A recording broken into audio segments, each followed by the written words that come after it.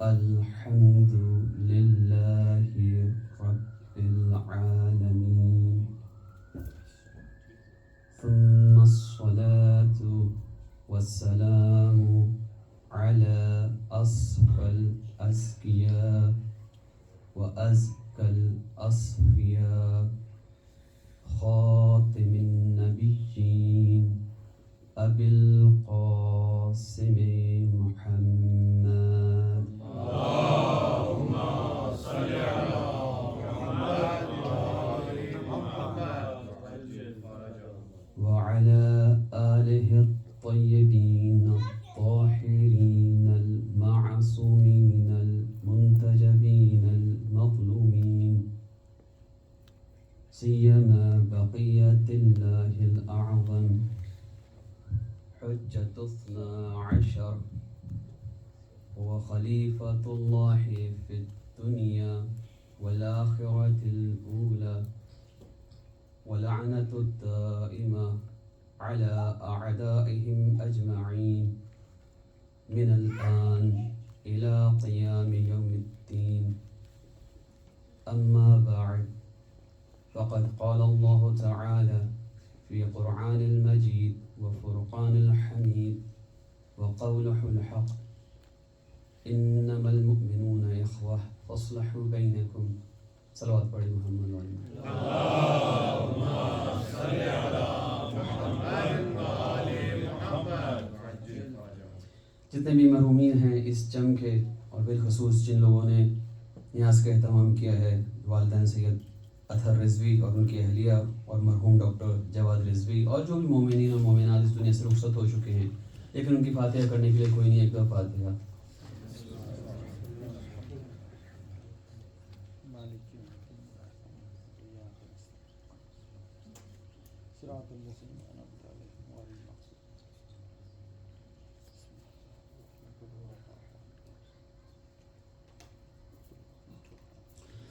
خدا کا شکر ادا کرتے ہیں کہ اس خدا نے ہمیں توفیق دی ان ہستیوں کا ذکر کرنے کی کہ جن کا ذکر خود خدا نے کئی طریقوں سے کیا ہے.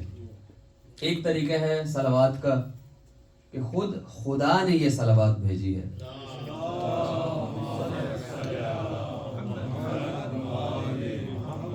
یعنی ہم جب صلوات شروع کرتے ہیں اس میں پہلے ہی کہتے ہیں اللہم، اے اللہ تو صلوات بھیج. یعنی ہم اس وجود کے ساتھ، اس خاکی وجود کے ساتھ اس قابل نہیں ہیں کہ محمد والے محمد پر صلوات بھیج سکیں.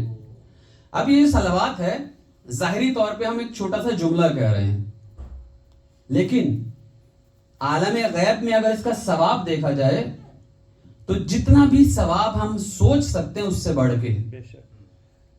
واقعی آپ لوگوں نے سنا ہوگا صرف تذکر کے لیے کیونکہ ذکر مطلوب ہے. ایک دفعہ معراج پہ رسول کو ایک فرشتہ ملا جس کا کام یہ تھا کہ جتنے بھی کاؤنٹنگ والی چیزیں ہیں، زیادہ چیزیں ہیں، اس کو شمار کرے. یعنی اس کی جو تعریف کر رہے ہیں یا اس کو نقشہ پیش کر رہے ہیں وہ اس طریقے سے ہے کہ اس کے 10 انگلیوں پہ کئی انگلیاں اور اس میں کئی پور ہیں. جب اسے پوچھا گیا کیا کیا کاؤنٹ کر لیتے ہو، اس نے کہا بارش کے قطرے، صحرا کی ریت. کوئی ایسی بھی چیز ہے جو کاؤنٹ نہیں کر سکتے. پھر اس فرشتے نے بتایا ایک ایسی چیز ہے، جب بھی مومنین اکٹھے بیٹھے ہوں، آپ کے ماننے والے اکٹھے بیٹھے ہیں اور پھر مل کر ایک صلوات پڑھیں.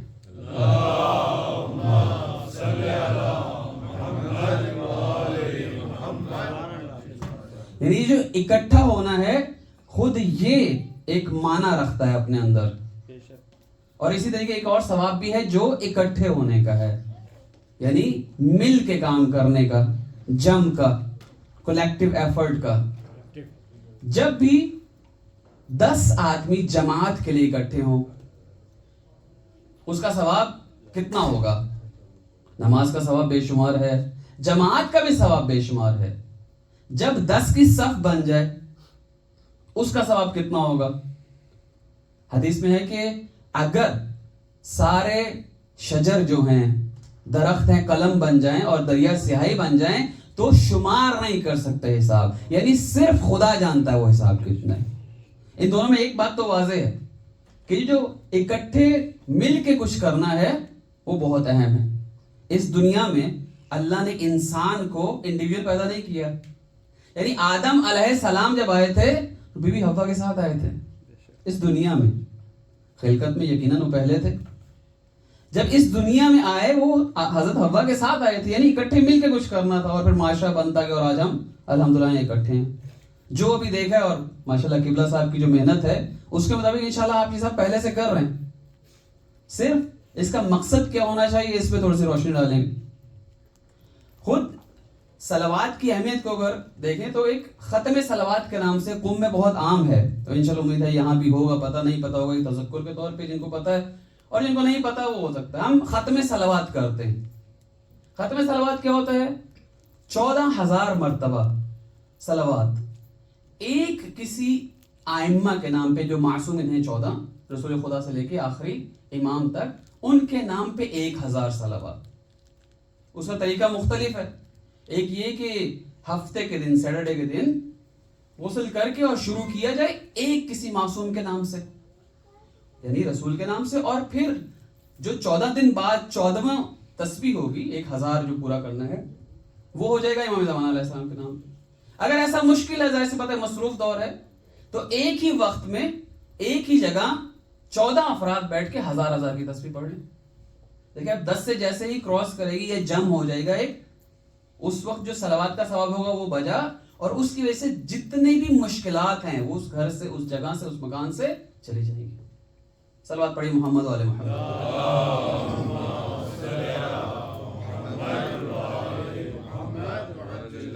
آج ہم خود کو, جیسے آغا صاحب نے بھی ذکر کیا, کہ مسلمان اور مسلم امہ مانتے ہیں. اس کا آغاز ہوا ہے مکہ سے, لیکن مکہ سے یہ پھیل نہیں سکا ہے.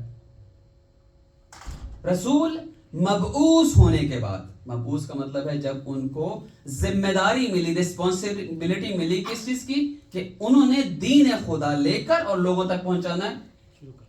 یہ 13 سال تک مبعوث ہونے کے بعد مکہ میں رسول رہے ہیں.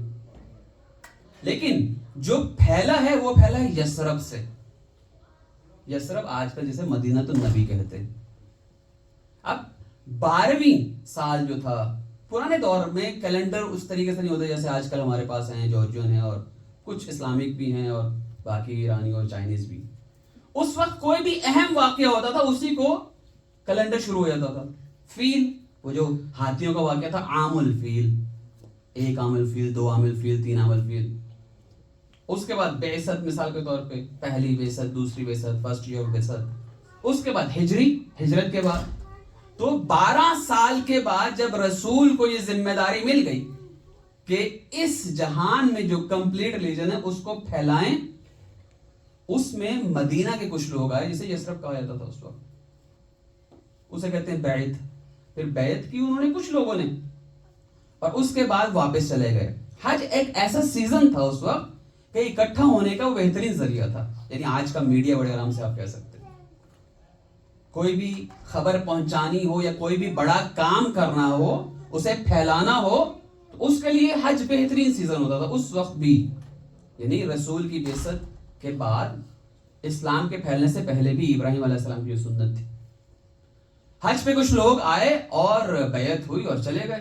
اب بظاہر ایک چھوٹا سا کام ہے, لیکن ان چند لوگوں نے پھر پھیلانا شروع کیا دین کو. لیکن انہیں ایک مبلغ چاہیے تھا. یعنی اس جم نے بھی کسی ایک کی نیازمندی محسوس کی کہ کوئی ایک شخص ہونا چاہیے.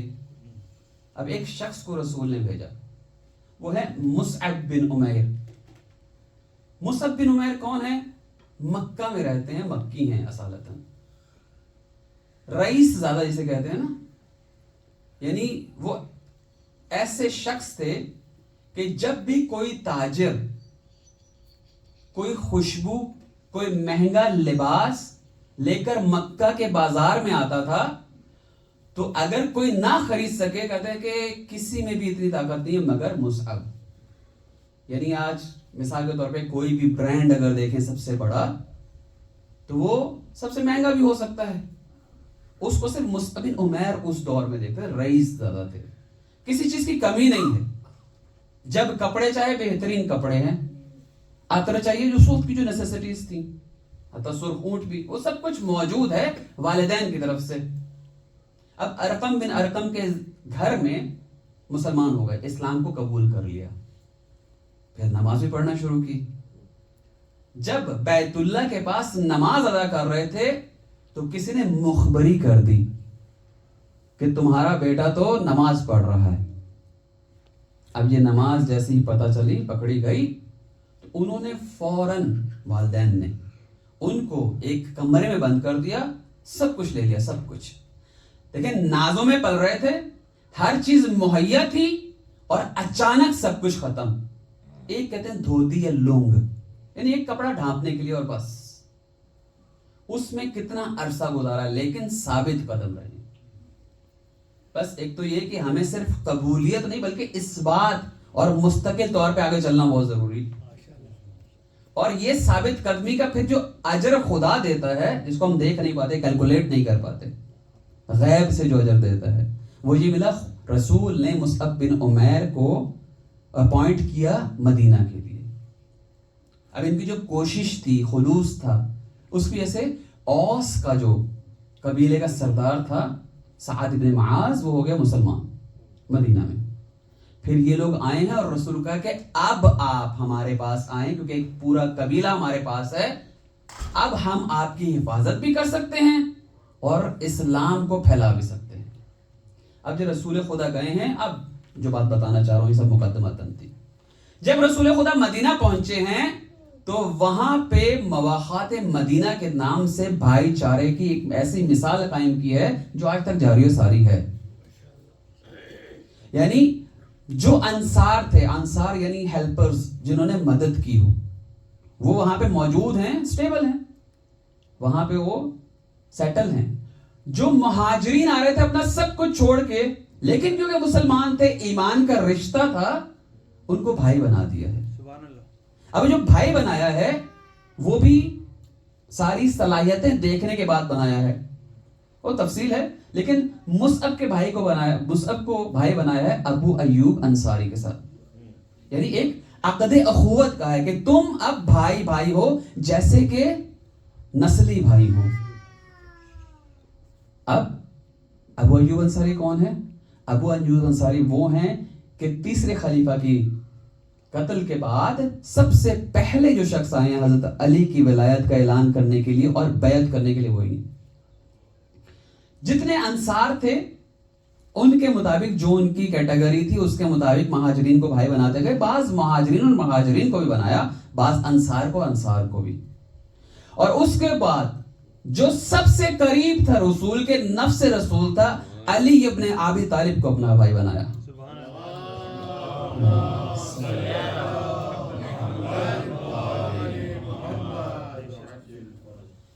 جو سرنامہ کلام میں آیت پڑھنے کی توفیق ہوئی ہے، انما المؤمنون اخوہ، یعنی مؤمنین ایک دوسرے کے بھائی ہیں. لیکن یہاں تک بات رکی نہیں، فاصلحوا بینکم، بس آپس میں ایک دوسرے کی اصلاح بھی کرو، اس کو ثبات بھی دو، اس کو آگے بڑھاتے رہو. اور آج جو کہا تھا کہ آج بھی وہ صیغہ اخوت باقی ہے. عید غدیر کے دن مفاتیح انشاءاللہ آپ سب لوگوں نے پڑھی ہوگی یا دیکھی ہوگی، اور کچھ لوگ اس پہ عمل پیرا بھی ہوں گے. مفاتیح میں عید غدیر کے دن 18 ذی الحجہ کے دن دو مومن آپس میں یہ عہد کرتے ہیں کہ ہم دنیا میں بھی بھائی بن کے رہیں گے اور آخرت میں بھی جنت میں داخل نہیں ہوں گے جب تک کہ تم داخل میرے ساتھ نہ ہو. اسے کہتے ہیں صیغہ اخوت. ہاتھ پہ ہاتھ رکھتے ہیں اور عربی کی عبارت پڑھتے ہیں جس کا مطلب اور ترجمہ یہی ہے. بس آج جو ہم الحمدللہ آپ لوگ کام کر رہے ہیں، بہت اچھا لگا دیکھ کے. اس سرزمین پہ میرے لیے بہرحال نئی جگہ ہے، پوری سرزمین، لیکن یہ کام واقعی قابل تحسین ہے. خداوند عالم سے یہ درخواست ہے کہ انشاءاللہ آپ لوگوں کو ثابت قدم رکھے اور اس کام کو مزید آگے بڑھائے. اس بات کے لیے ہمیں کیا کرنا ہوتا ہے؟ کچھ چیزوں کو دیکھنا ہوتا ہے. یعنی خود حدیث کے مطابق حسن الخلق یثبت المحبہ، یعنی اگر حسن خلق ہو، اگر اچھا اخلاق ہو تو محبت ثابت رہتی ہے، باقی رہتی ہے، بڑھتی رہتی ہے، ختم نہیں ہوتی ہے. اب ہم رسول گرامی کا حسن خلق دیکھیں شخصیت کون سی؟ شخصیت وہ ہے کہ سب سے پہلی مخلوق ہیں، کامل دین انہی پہ نازل ہوا ہے، یعنی ان کی جتنی تعریف کریں ہم اس قابل نہیں ہے کہ پوری تعریف کر سکیں، لیکن پھر بھی جب بھی کوئی سامنے آتا تھا تو فوراً سلام کرتے تھے خود سے. تواضع کا یہ عالم تھا کہ خود سے سلام کرتے تھے. اور یہی بات ان کے بیٹے زہرا کے لال اور علی کی نسل نے دکھائی، امام حسن مجتبی علیہ السلام نے.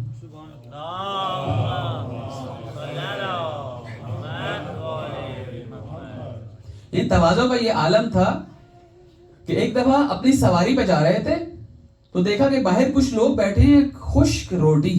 اس دور میں بہرحال روٹی ملنا بھی مشکل تھی، تو اس دور میں خشک روٹی آپ کہہ لیں کہ سادہ سا کھانا جس میں لوازمات ساتھ نہ ہوں. تو ایک سادہ سا کھانا تھا، وہ کھا رہے تھے. انہوں نے تکلفاً کہا کہ آئیں مولا یبنا رسول اللہ آپ آئیے. امام اپنی سواری سے اترے ہیں، سائڈ پہ جس طرح پارک ہوتا تھا گھوڑے اس وقت پارک ہوتے تھے، ایک جگہ بنی ہوتی تھی ہر جگہ. اس کے بعد ان کے ساتھ بیٹھے ہیں، لیکن بیٹھتے ساتھ کہا ہے کہ ایک شرط یہ ہے کہ میں نے تمہاری دعوت قبول کی ہے، اب تمہارا فرض یہ بنتا ہے کہ میرے گھر بھی چلنا ہے. اس کے بعد بولے ٹھیک. اب وہ خشک روٹی ان فقراء کے ساتھ، ان غریب کے ساتھ کھا کے اپنے گھر لے کے گئے ہیں، ان کو مکمل طور پہ سیر کیا ہے اور اس کے بعد تحائف بھی دیے ہیں. دیکھیں امام حسن علیہ السلام کو کہتے ہیں مظلوم امام، کریم امام. کیسے مظلوم تھے؟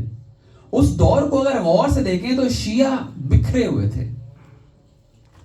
امام علیہ السلام کی شہادت کے بعد شیعہ بکھر چکے تھے.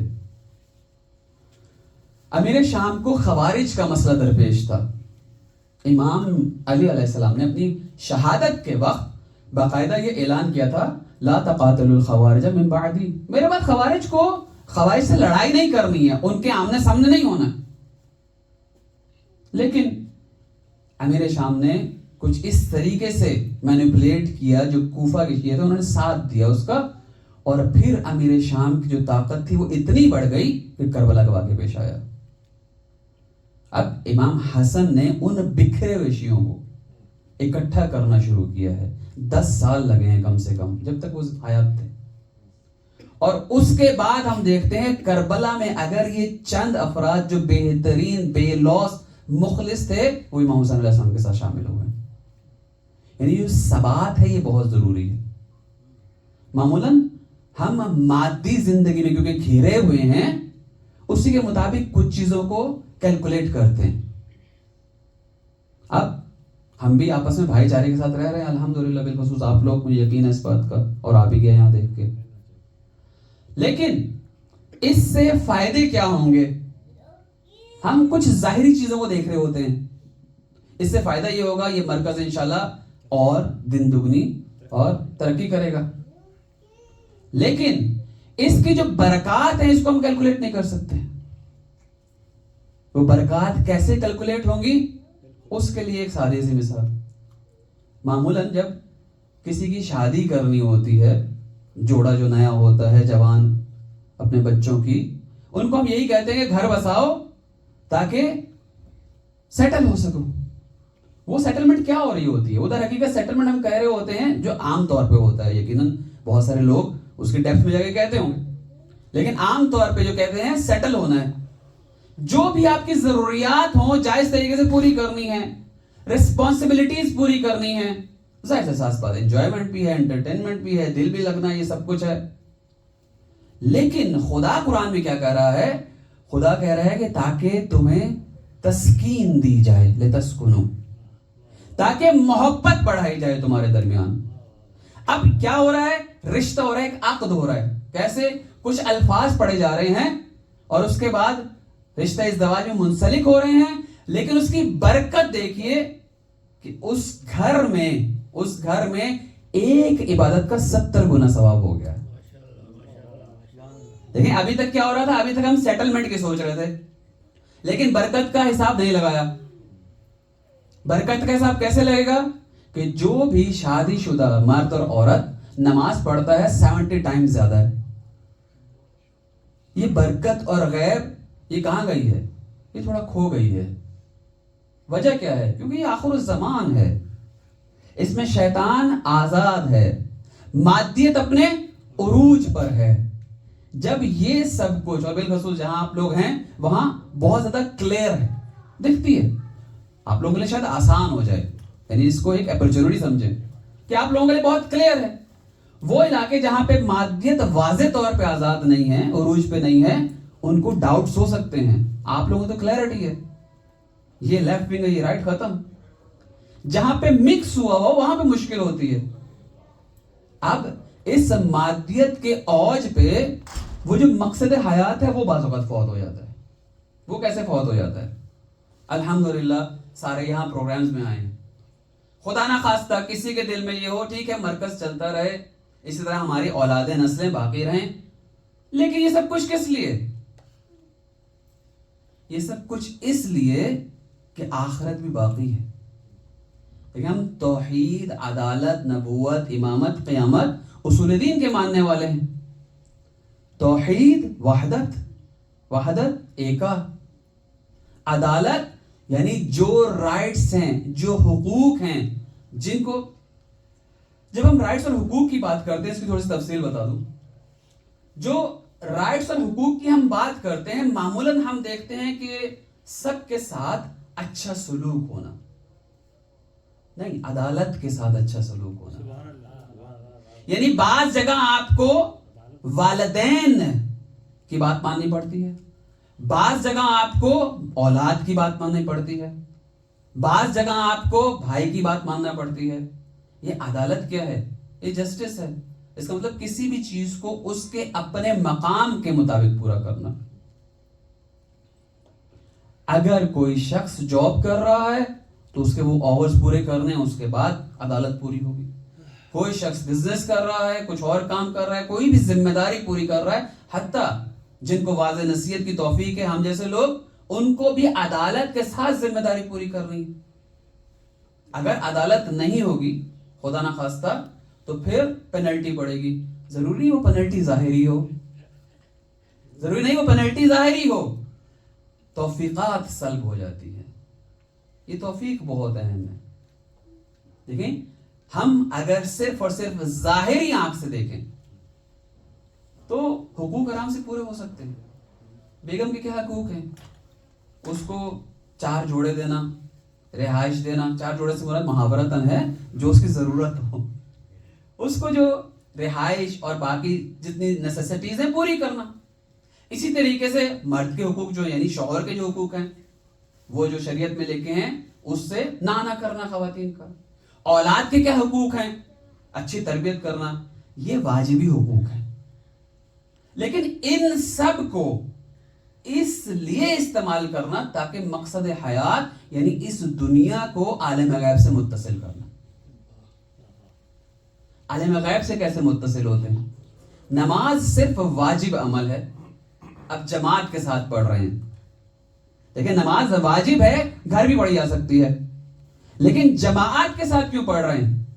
اس لیے کہ یہ جو بھائی چارہ اور یہ اکٹھا ہو کے جو غیب کا سایہ اس پہ پڑے گا وہ ہم سب کے لیے مفید ہے. ورنہ یہ ذکر آج کل آن لائن بھی میسر ہے. کیوں آپ لوگ یہاں جمع ہوئے ہیں؟ آن لائن میں وہ غیب کا پردہ نہیں کھلے گا جو اس وقت فزیکلی ہم موجود ہیں تو کھلے گا. صلوات پڑھی محمد علیہ.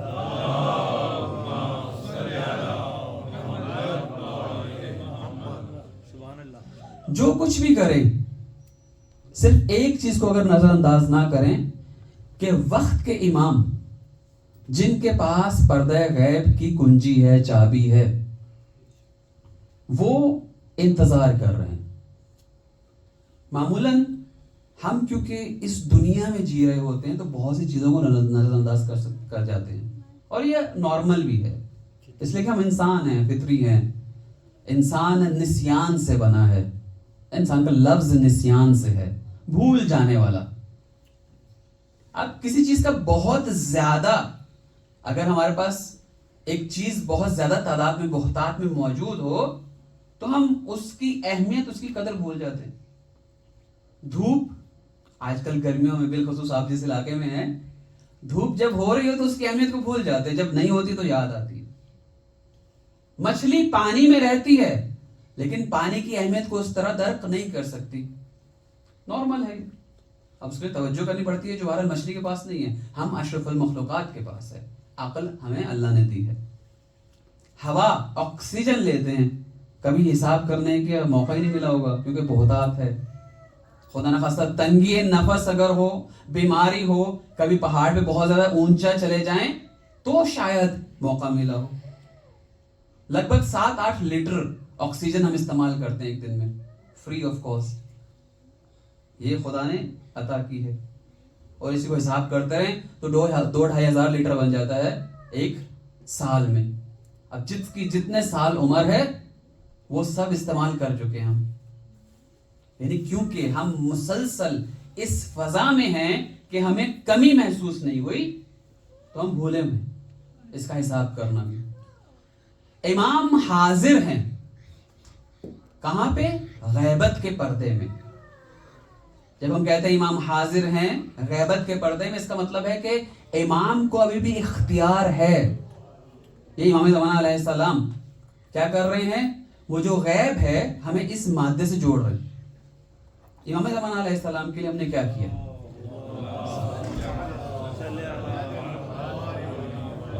برائے تعجیل ظہور امام زمانہ بلندتر صلوات.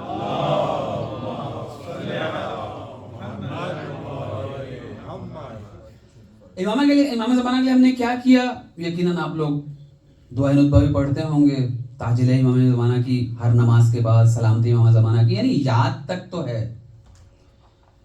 علی ابن ابراہیم مہزیار, دو طرح کے علی ابن مہزیار ہیں. ہم جو بات کر رہے ہیں علی ابن ابراہیم مہزیار کی بات کر رہے ہیں.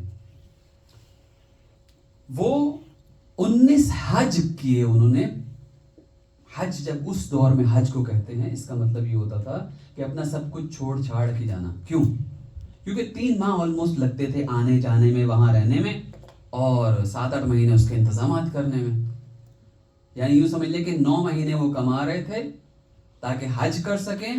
کیوں؟ اس لیے نہیں کہ عبادات ہے فقط, بلکہ اس لیے کہ امام زمانہ سے ملاقات ہو سکے. اب سوال ذہن میں آ سکتا ہے کیوں حج؟ کیونکہ یہ روایت میں واضح ہے کہ حج پر امام زمانہ علیہ السلام لازمی موجود ہوتے ہیں. کہیں اور بھی آ سکتے ہیں, وہ زمان اور مکان سے مبرہ ہیں, اللہ نے انہیں اتنی عنایت کی ہے, لیکن حج پہ لازمی ہوتے ہیں اسی ظاہری شکل و شمائل کے ساتھ. ہم پہچان نہیں سکتے. غیبت کا جو مطلب یہ مفہوم ہے وہ یہی ہے کہ ہم ہو سکتا ہے امام زمانہ علیہ السلام کو دیکھ رہے ہوں لیکن پہچان نہیں پائیں گے. غیبت سے مراد یہ ہے, یعنی ہمارے ایسا نہیں ہے کہ وہ انویزیبل ہیں, نہیں, ویزیبل ہیں لیکن ہم ریکگنائز نہیں کر پائیں گے انہیں. ہو سکتا ہے انشاءاللہ جب ظہور ہو تو کئی لوگ بولیں کہ اس شخصیت کو میں نے دیکھا تھا لیکن پہچان نہیں پایا تھا. علی ابن ابراہیم مہزیار 19 حج کرتے ہیں. کس لیے؟ تاکہ امام زمانہ علیہ السلام سے ملاقات ہو سکے. آخری جب ہوتا ہے حج 20واں تو ایک دفعہ دل چھوڑ دیتے ہیں. کہتے ہیں کہ اب حج میں کروں گا بھی تو امام سے ملاقات تو ہونی نہیں ہے, میں کیا کروں گا. لیکن پھر الہامی کیفیت میں وہ آخری حج پہ بھی چلے جاتے ہیں. امام کا ایک قاصد آتا ہے ان کے پاس اور وہ انہیں اس جگہ تک لے کے جاتے ہیں جہاں پہ امام موجود ہوتے ہیں. وہ اپنے مقصد کو اس ظاہری دنیا میں پہنچ گئے. امام سے کہتے ہیں کہ امام میں آپ سے کب سے منتظر تھا آپ سے ملنے کے لیے. امام کہتے ہیں کہ میری طرف سے دیری نہیں تھی, دیری تمہاری طرف سے تھی. کیسے؟ کہتے یہ بتاؤ اپنے علاقے میں مؤمنین کا آپس میں رابطہ کیسا ہے, آپس میں کتنی اخوت ہے, کتنا بھائی چارہ ہے, کتنی غمی خوشی میں لوگ آپس میں ایک دوسرے کا خیال رکھتے ہیں. کون کس حال میں جی رہا ہے کس کو خبر ہے, کون دین کی کون سی منزل میں پہنچا ہے, ایک دوسرے کو ساتھ لے کے کہاں تک آگے چلیں. وہ کہتا ہے جی مولا یہ ہماری طرف سے کوتاہی تھی, اس کی معافی چاہتا ہوں. بس یہ جو پورا اورا ہے اکٹھے ہونے کا, اخوت کا, یہ صرف ظاہری نہیں ہے بلکہ کچھ چیزیں ہیں غیب سے کنیکٹ ہونے کا ایک طریقہ ہے. صلوات پڑھی محمد والے محمد.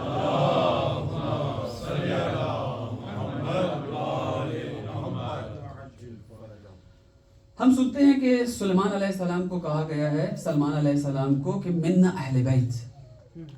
اب ہم اس کو ظاہری دیکھتے ہیں, اس کو اگر اسی انداز سے دیکھیں کہ جو غیب سے کنیکشن ہوتا ہے ہمارا تو بہت آسان ہو جائے گا. چھٹے امام کے پاس اسی طرح کا ایک شخص آیا, ان کا صحابی, اور اس نے کہا کہ مولا وہ سلمان رجل من اہل بیت رسول کی حدیث ہے. مولا کہتے ہیں جی حدیث ہے. کہتے ہیں اگر یہ حدیث ہے تو اس کا مطلب کیا کہ عبد المطلب کے بیٹے, یعنی اسی نسل سے, اسی بلڈ لائن سے. امام کہتے ہیں ایسے ہی سمجھو. جب امام نے ایسے کہا تو صحابی تھوڑا سا گھبرا گئے, مولا مجھے سمجھ نہیں آئی. اب دیکھیں ذہنیت کیا تھی, عرب میں رہ رہے ہیں, عجم کے مسائل ہیں, عرب اور عجم کا مسئلہ ہے. عرب اپنے آپ کو سامی قوم, برتر قوم سمجھتی ہے, شاید آج تک بھی سمجھتی ہے.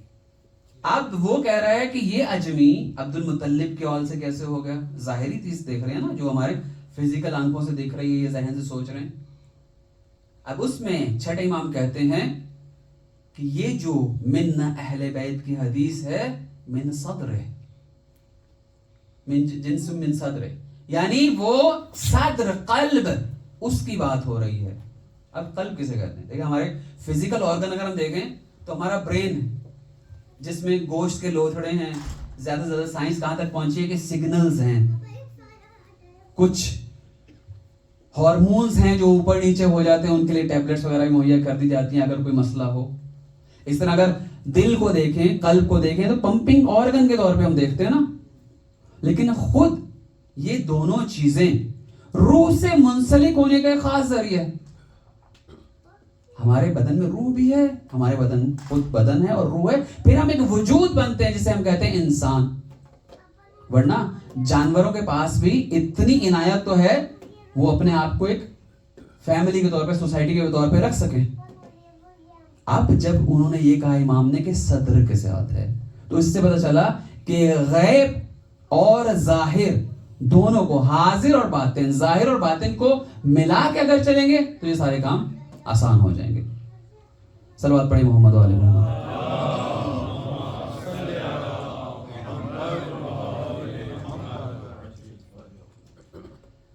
امام حسن مجتبی جو مومنین کو اکٹھا کرنے کا انہوں نے کام کیا تھا, وہ سلسلہ آج تک باقی ہے. ہم ان کو دیکھتے ہیں الگ الگ, لیکن یہ سب ہستیاں ہیں اکٹھے, ایک ہی انوار الہیہ ہیں.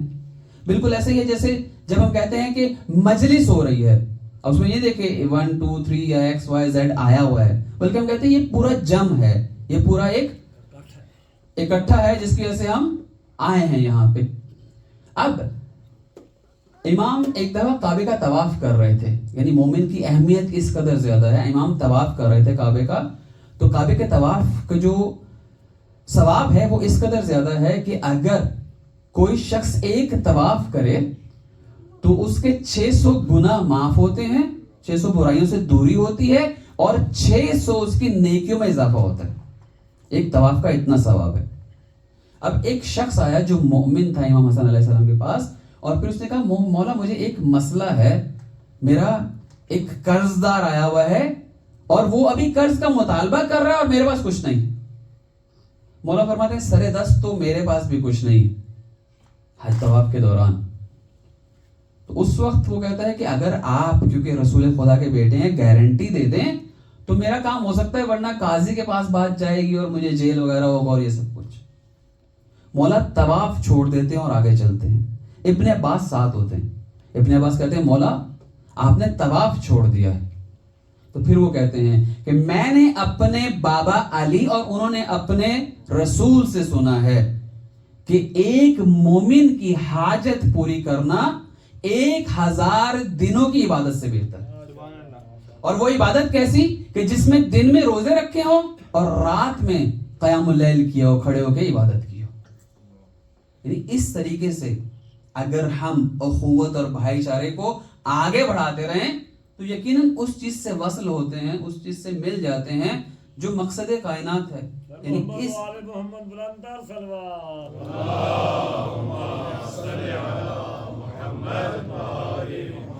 اس کائنات کو, اس مادے کو لے کر آگے چلنا, کہاں تک وصل کرنا؟ غیب تک, دوسرے عالم تک, دوسری دنیا تک, اس سے بلند مرتبے تک, کمال تک. ایک اور امام کی حدیث ہے, وہ کہتے ہیں کہ کعبے کی اہمیت کیا ہے. کعبہ کیا ہے؟ کعبہ ہے ام القری. ام القری کسے کہتے ہیں؟ ماں کس کی؟ زمین کی.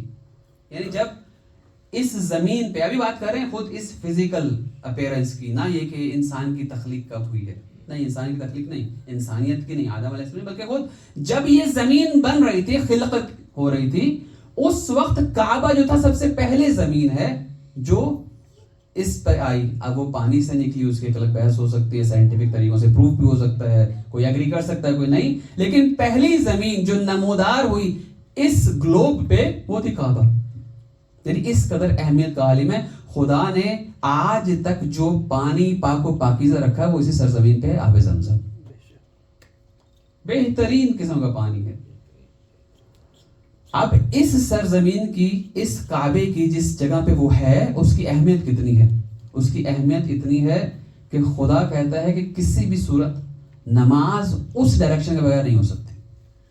جہاں پر بھی آپ چلے جائیں، شرق غرب میں اسی طرح ڈائریکشن کرنی. یعنی اس میں امام کہتے ہیں اے کعبہ تمہاری عظمت کس قدر زیادہ ہے، لیکن ایک مومن کی عظمت، ایک مومن کا حق اس کعبے سے بھی زیادہ ہے. اب وہی جو سرنامہ کلام میں کہا تھا کہ جو بھی جتنے بھی مومنین ہیں سب کے سب کیا ہیں؟ اخوت کے دائرے میں، بھائی چارے کے دائرے میں ہیں. یعنی ایک کنیکشن ہے جو ملا ہے. یہ جو کنیکشن ہے یہ کس لیے ضروری ہے؟ یہ اس لیے ضروری ہے کہ امام سے ایک بندے نے پوچھا آ کے کہ میرا ایک دوست ہے، میرا ایک مومن بھائی ہے، میں اس کے ساتھ بہت پیار سے رہتا ہوں، بہت اچھے اخلاق سے رہتا ہوں. پھر امام نے کہا وصلت ولایتہ بولایتک، تو نے اپنی ولایت کو، ولایت کا مطلب ہوتا ہے جوڑ لینا کسی کو گلو کے ساتھ بہت قریب سے، تم نے اب اس کی ولایت کو اپنی ولایت کے ساتھ، یوں کہیں اپنے کنیکشن کو اس کے ساتھ ملا لیا ہے. اور بے ولایت کا بے ولایتنا، اور اپنی ولایت سے ہماری ولایت کے قریب ہو گئے ہو، اور اس طرح ہماری ولایت سے ولایت اللہ کے قریب ہو گئے. یعنی دنیا میں آنے کا مقصد کیا ہے؟ دنیا میں رہنے کا مقصد کیا ہے؟ تاکہ ہم خدا کے قریب رہیں، تاکہ ہم غیب سے کنیکٹ ہو جائیں. کیونکہ آخرت پہ ہم یقین رکھتے ہیں. جب آخرت پہ یقین رکھتے ہیں تو صرف اس فزیکل اپیرنس کا پورا ہونا کافی نہیں، بلکہ اس کنیکشن کا بھی ہونا ضروری. اب اس کنیکشن کو ہم کیسے رکھ سکتے ہیں؟ معمولاً ہم جو فرق آتا ہے ہماری ظاہری دنیا میں وہ افراد اور تفرید کا ہوتا ہے. افراد یہ کہ ایک چیز کو بہت آگے لے گئے، بھائی چارے کو، اخوت کو آگے لے گئے، لیکن کہاں؟ گھر سے باہر. خود اگر سادات کا احترام ہے، اگر مومن کا احترام ہے، تو سادات میں تو گھر والے بھی ہو سکتے ہیں، اپنا سگا بھائی ہو سکتا ہے، بیوی ہو سکتی ہے، بچے بھی ہو سکتے ہیں. اور اسی طریقے سے اگر ان کا احترام ضروری ہے تو باہر والوں کا بھی جو مومنین ہیں ان کا احترام ضروری ہے. مسئلہ کہاں پہ آتا ہے؟ مسئلہ یہ آتا ہے جب ہم ظاہری طور پہ وہ رائٹس جو اپنی عقل کے دائرے میں رہ کے ان کو پورا کرتے ہیں. کیسے؟ کہ اگر ہمیں یہ لگتا ہے کہ ہم جو رائٹس ہمیں اچھے لگ رہے ہیں وہ پورے ہیں تو کافی ہیں، لیکن در حقیقت رائٹس جو اسلام نے دیے، جو حقوق اسلام نے دیے ہیں، ان کو پورا کریں گے تو ہماری آخرت بھی کامیاب ہے. اگر آخرت کامیاب نہیں ہے تو رائٹس جو ہم پورے کر رہے ہیں وہ صرف اور صرف اس دنیا تک محدود رہیں گے. ہم بہت اچھے انسان ہو سکتے ہیں لیکن صرف اس دنیا تک محدود. ہر شخص کو خلد چاہیے ہوتا ہے، ہر شخص چاہتا ہے کہ ہمیشہ رہے. ہم معمولاً اسے کس چیز میں ڈھونڈ رہے ہوتے ہیں؟ اپنی نسل میں. لیکن اگر اس نسل سے وہ چیز جو خلد کا باعث ہے یعنی ایمان وہ چلا جائے تو باقی ہاتھ میں کچھ بھی نہیں رہتا. صلوات پڑھی محمد علیہ وسلم.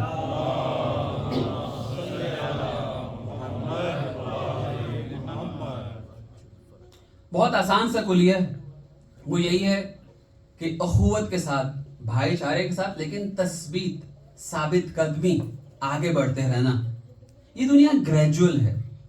اس دنیا میں کوئی بھی چیز ایک دم نہیں ملی، سب چیزیں گریجول ہے. حتیٰ جو نبوت ہے وہ بھی گریجول ہے، سٹیجز میں آئی ہے.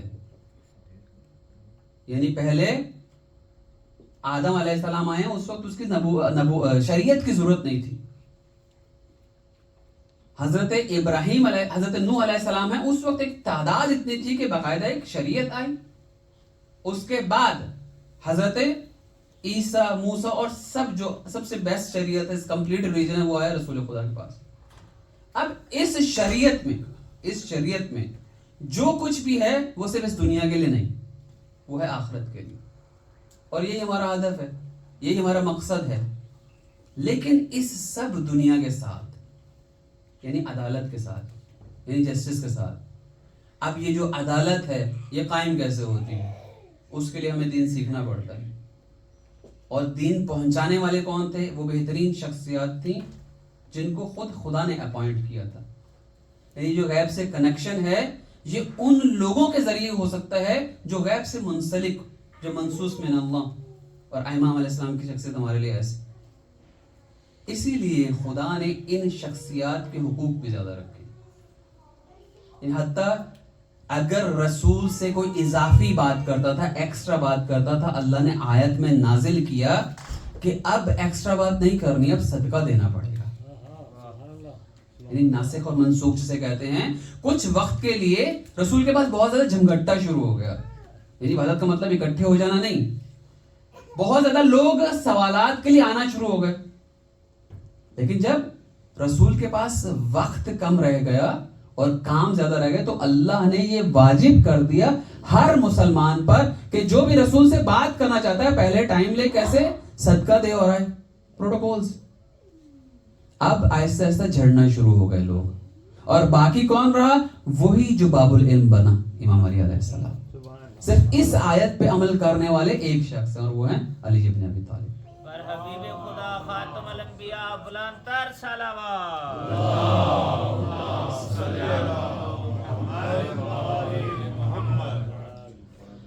رسول نے اپنی تبلیغ کا ایک ہی اجر رسالت مانگا تھا، اور وہ تھا اہل بیت جو ان کی نسل سے ہیں ان کے لیے مودت. لیکن امت نے اس مودت کا جواب صحیح نہیں دیا. رسول رحمت للعالمین، رحمت للعالمین کا مطلب ہوتا ہے دونوں عالمین کے لیے رحمت، اس دنیا کے لیے بھی اور دوسروں کے لیے بھی، جہاں پہ فرشتے اور باقی مخلوقات، ان دونوں کے لیے رحمت ہیں، انتہائی نرم دل ہیں. جب رسول کو پتا چلا ہے غیب کی طاقت سے کہ ان کے بعد ان کی اولاد پر کیا ظلم ہوگا تو ان پہ کیا بیتی ہوگی. رسول کی حالت بہت خراب تھی، اتنی خراب تھی کہ وہ اٹھ کے کچھ کر بھی نہیں سکتے تھے، صرف چادر اوڑھ کے لیٹے ہوئے تھے. اب اس دوران وہ بیٹی جو رسول سے سب سے زیادہ پیار کرتی ہیں وہ ان کے پاس بیٹھی ہوئی ہیں.